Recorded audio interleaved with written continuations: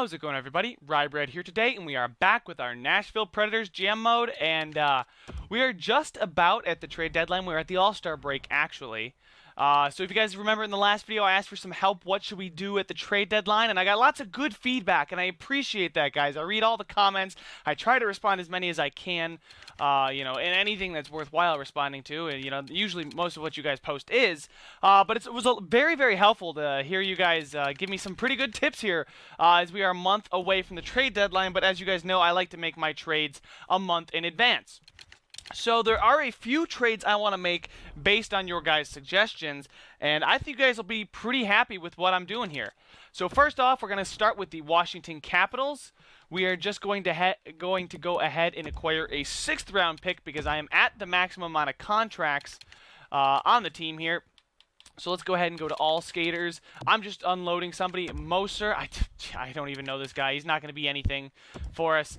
And there's trade number 1. It doesn't really matter to us. The next 2 trades I think are pretty big ones. I'm going to save what I think is the biggest for last. But next is a guy on the trade block who I think we could realistically get. He plays for the Buffalo Sabres. Maxime Comtois here, the winger. 19 years old, medium elite potential. They have him on the trade block, so if they're going to put him on the trade block, I'm going to do my best to go acquire him. So we're also going to have to give up our first, but I expect us to be a very good playoff team. So I don't think our first is going to be all that valuable. I don't think it's going to be as valuable as it is now. So if we do end up missing the playoffs, guys, this is going to look like a huge mistake for me to do this.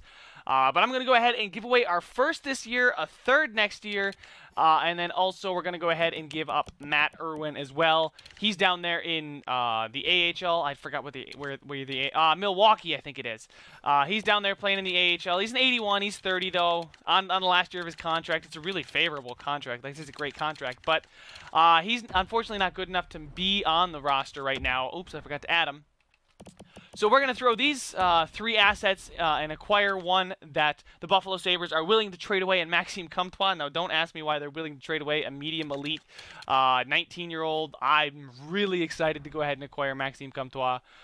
He usually develops pretty good from what I can remember. Hopefully he'll develop well for us, but versus the trade value of Nolan Patrick, who's also on the block, this was a lot more manageable trade.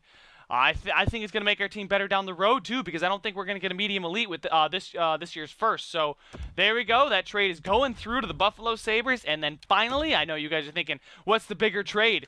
Well, over in Carolina, there's a Mr. Jumbo Joe Thornton on the trade block. We're going to go ahead and acquire him just because I like Jumbo Joe. I want to win him a Stanley Cup, too. If you guys notice, he simulates well, too, if you look at his stats. He's listed as a first-line forward. That's why he simulates better than Datsuk, or at least having a better season than Datsuk. And Datsuk has 2 years left on his contract. Now, I know he's 39. He's probably going to retire. But I don't want to take the chance because he's got a serious cap hit. But look at that. 14 goals and 34 assists. The dude knows how to pass. Pair him with Sedin on that second line. And, boys, we got a pretty nasty top 6. And then you're moving Ricard Raquel down to the 3rd line. Oh, stop. It's just not fair at that point. All right, so enough about how unfair our team is going to be. Let's go ahead and also acquire their 3rd this year because we don't have a 3rd this year, and they're a playoff hopeful. They got so much cap space. Holy good God. We are going to unfortunately have to trade away a 7th round pick and a goaltender in UC Soros. He's 85-22.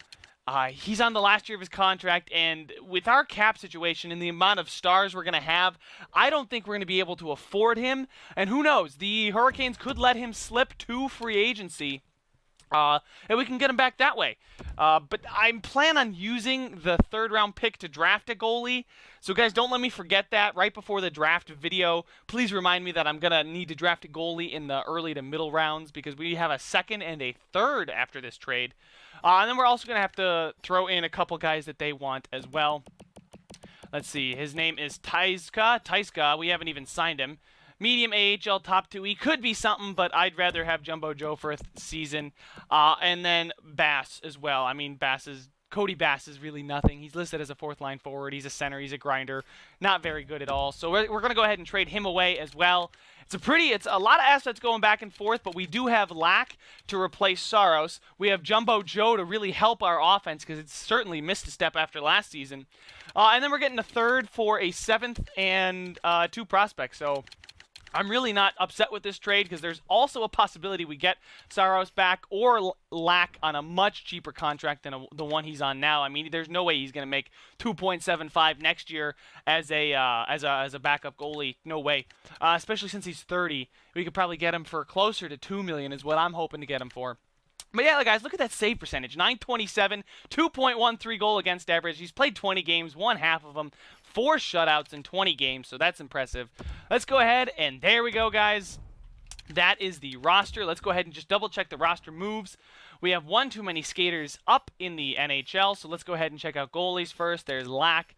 Defensemen, we got 1, 2, 3, 4, 5, 6. Yep, and Weber's actually up to an 82, which is nice. Everyone's happy because we acquired a star in Jumbo Joe Thornton, which I'm happy about too. If we can acquire stars to make a playoff push, I'd totally be okay with that. But now we do have one too many up in the NHL, and that's going to have to send down Austin Watson. He's 26. He's not really going to grow much more. Unfortunately, he's the odd man out here, being over the salary cap. What? How do I? Give me a minute, guys. Let's just go ahead and we can just leave him scratched. Hold on. If I send him down, these moves result in your team being. How does sending a player down result in me being over the salary cap? I just want to understand that. Does anybody know? Salamaki, nah, he's pretty good in young. Kelly Yarncrook, I could send Yarncrook down. No, I guess not. All right, so you know what? We're not going to send anybody down. I'm going to go ahead and edit the lines. I'm not going to make you guys suffer through me trying to figure out what the heck is going on anymore. So I'll be right back, and I'll show you the new and improved lines after the trades. All right, guys, so I am back with the lines. When I hit best lines, they actually put Thornton on the first line, but I think I'd rather have Johansson there. He's having a great season, as good of a season as Joe Thornton is having. I'd rather see Johansson up there just because he can get better, whereas Joe cannot. But Sedin, Thornton, and Arvidsson, guys, that's a really good, legitimate second line.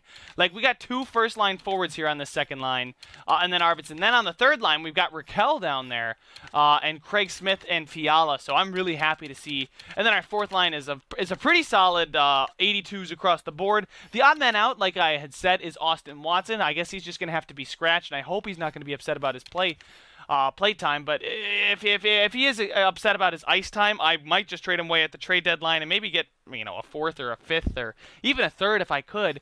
But defensively, nothing much has changed. Everybody is basically the same. Ellis is at an 88, Ekholm at an 86. These 2 guys up here, Subban and Yossi, 81s, and then CC and Weber at an 82 and 83.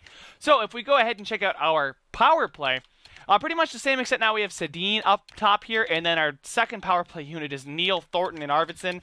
Guys, if we don't make a serious push, I don't know what to say. So we have Sissons and Smith, and then Salamaki and Yarncrook. So these guys, not too bad defensively for us. These guys will be shouldering the load on the penalty kill for us. I was thinking about maybe putting Joe Thornton there, but you know what? It actually might be a good idea to put him there. It doesn't seem like Kelly Yarncrook's got the greatest defensive stats, but if we start to lose some games, I may make that decision. But until then, I'm fine with how this team's looking right now. I'm actually really happy. All right, you'll prove I made the right call. Well, then go ahead and show it, Eddie. Being traded is a big change, but I'll make you proud of your choice. And yes, he did gain morale, so he's no longer got that gray neutral face, so thank God. He's not going to turn into a locker room cancer. That's the last thing I want, is to have traded for a locker room cancer. Although Joe Thornton's a professional. He should know by now. But we are fighting with the Dallas Stars for that 3rd spot, if you guys remember. And 2nd is actually 7 points away. So if we can go on a tear here. I've got the team to do it. Let's go ahead and do it. We got 34 games left in the season, 94, 93, 89 as far as the ratings are concerned. So let's go ahead, simulate past the All-Star game up to the trade deadline, just in case, there's another trade we want to make up in here. In case something goes horribly wrong, now that I've made some trades. But guys, I'm really happy with the squad I got. I think we're going to make a decent push. Oh my God. In game 1, we lose 7-3, and then we lose in a shootout 5-4. So back-to-back losses as soon as I make the trades and say we're going to have a really good team come back to bite me in the ass already. And a 3-2 loss to the Ducks. All right, now against Chicago, we lose 5-0. If we lose to Colorado, I'm done. Oh my God. That is pathetic. Good Lord, this team full of stars. Yeah, you've been underperforming lately. I need you to step up, Joe Thornton. I traded for you for a reason. God, if we lose to Colorado, I'm okay. Oh, I thought that was a loss. I hit stop the sim. Hey, and then we beat the Maple Leafs 6-5, so I'm okay with that. Oh, let's see if we can bounce back in this second part of February here. 4 straight losses in the past. Oh, God. Okay, now we got to do some scouting because we actually do have a decent amount of pick. You know what? There's some goalies out there to be scouted. I might go ahead and scout some goalies instead of scouting the Europeans anyway. A 3-1 loss to the Coyotes after we get a 3-game win streak. Can we bounce back against the Minnesota Wild? We do. St. Louis Blues, we're chasing them. I think they're the number 1 team in the... No, they're the number 2 team in the division. We are chasing them, and we do beat them 6-3, so we double them up there, guys. Very impressive win over a tough team. And in Colorado, we beat 7-5. So even when the defense doesn't step up, the offense sure does. And then, like, the 3-1 win against a good Minnesota team who was at the top of the division last year, we beat them 3-1. So a solid all-around game. In San Jose, 5-1 win without Joe Thornton. And then Chicago now. Oh, are we going to be able to beat Chicago? They got 45 wins before the trade deadline. Holy, they 45, 15, and 4. Who the heck do they have on their roster? And there we go, guys. We pulled into second place in the division. We just got to hold that spot. There's no way in hell we're catching the Chicago Blackhawks. I'm happy with the team. Eddie Lack is playing the next game. Maybe he can come and be a superstar for us. Show Gibson how to return to his Vezina form. But let's go ahead here. Let's see. We got these last 2 weeks here. Let's go ahead and simulate up to this Ducks game through the trade deadline. I'm done making trades. We're second, and yeah, we lost. We're second in the division. I'm really happy with that, although it's really, really tight. So we could easily fall out of playoff contention if we don't have a good month, and we need to have a good month. There we go. A 4-3 shootout win against the Canucks. A 5-2 loss to the Winnipeg Jets, though. The Toronto Maple Leafs. We beat them 3-0, and we beat the Canadiens 3-1. So beating those Canadian teams, boys. There we go. Against Colorado now. Oh my God, they're a piss poor team. That's terrible. All right, we got to do some scouting now. Let's go ahead. We've already scouted forwards and defensemen in Canada. Let's go ahead and scout some goalies for 3 weeks. Why not? I need to find some goaltending prospects. A 4-2 win and a 3-1 win. There's a 4-game win streak there, guys. Here we go, Columbus. We're going to beat Columbus and keep it rolling. 5-2. That's 5 straight wins. We're going to beat Philly and... Oh, God, Chicago scares me. And a 5-2 win. And we beat Chicago as well. This is the team I thought. And another win. Holy crap, guys. We are on fire. Oh, and then the Penguins stopped the hot streak. But the sim is stopping here, so I'm not worried about it.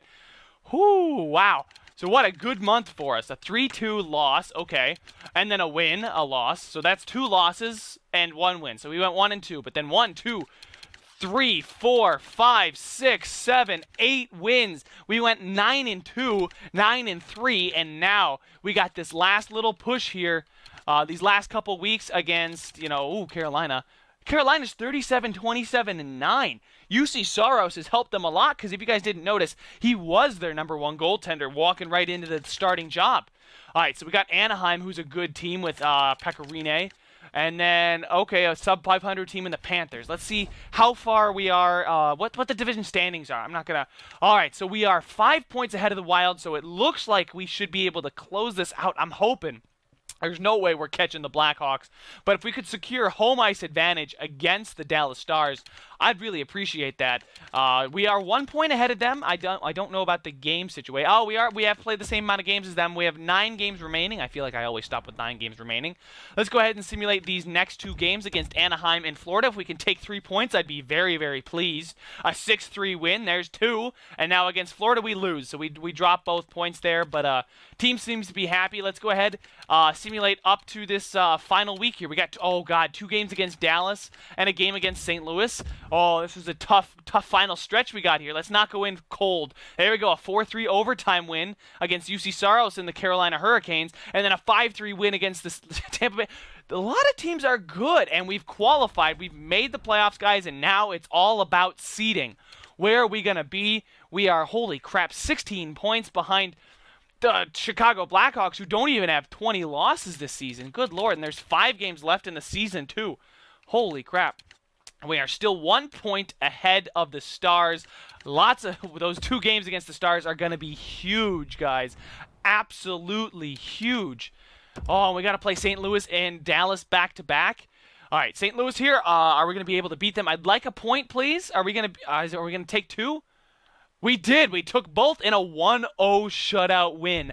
I think that's the first 1-0 win we've had all season. I've not seen a 1-0 victory in forever. It wasn't even overtime. That was just regulation 1-0 win. Wow.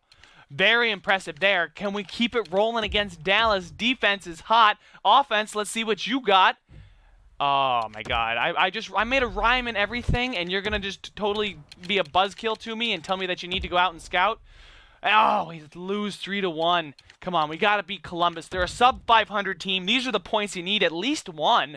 Come on, boys. Let's go ahead and take it. A 4-1, a solid victory. So the offense shows up one game too late, and Rickard Rakell is actually, I guess, flourishing on that third line with Kevin Fiala. Those two apparently have found some chemistry together, because if you just saw at the top, they're both happy because of their individual performances. And I just demoted Rickard Rakell. I guess you demoted him because, yeah, we got Thornton, so I guess I would call it demoted, but he's still playing well, to that third line. So hopefully we can see some growth out of him, because I haven't seen a ton of growth like I was hoping with that medium top 6 potential. I was really hoping to see him take a jump, but enough about that.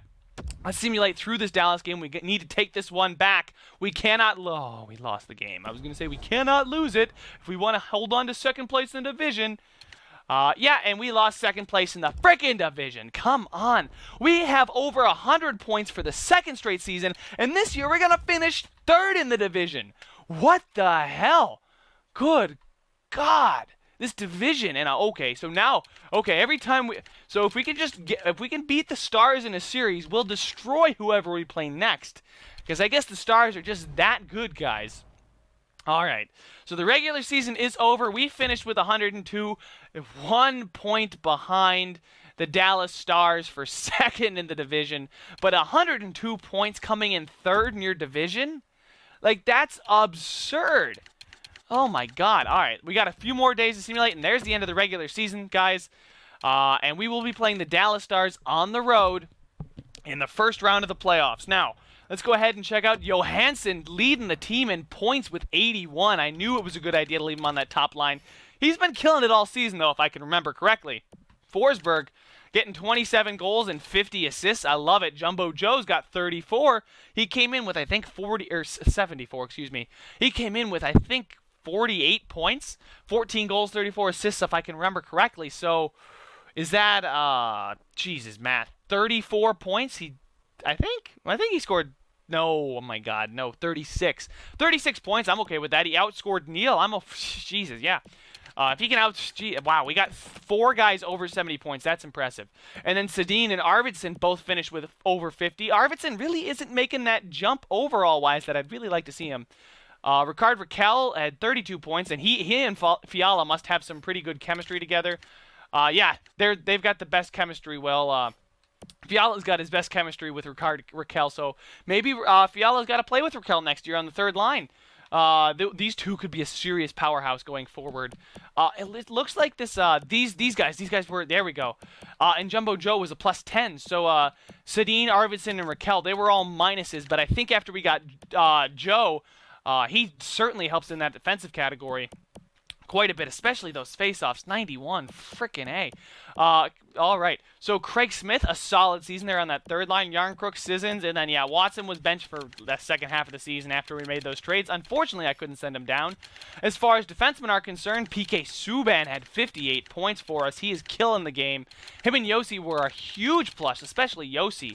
I thought, yeah, that's right. Subban is the worst defensive player, but he is the better offensive player, so these two work well together. Yossi with a +26, almost as many pluses as he had points. And then Ryan Ellis had 26 points, so a little bit of a drop-off from last year, which is kind of unfortunate. But considering our offense was #1 in the league last year, I didn't think we were going to keep that up. CC had 15 points. That's fine with me. And then goalies. This is what I really want to see. 7 shutouts for Gibson. Holy crap. 913 save percentage, 917 for Lack. That's fine.